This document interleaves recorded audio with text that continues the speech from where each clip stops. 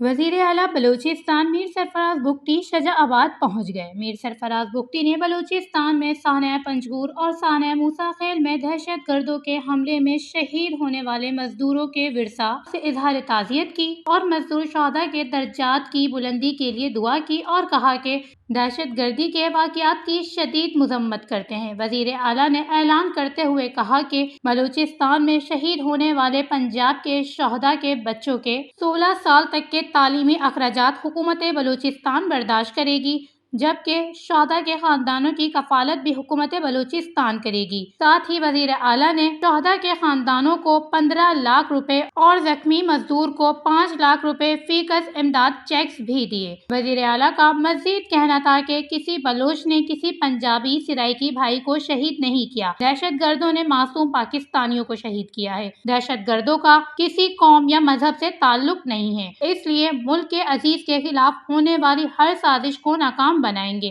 मासूम लोगों के मुकद्दस खून के एक एक कतरे का हिसाब लेंगे। बलोच एक मेहमान नवाज कौम है, दहशत गर्दी हमारी रिवायत नहीं है।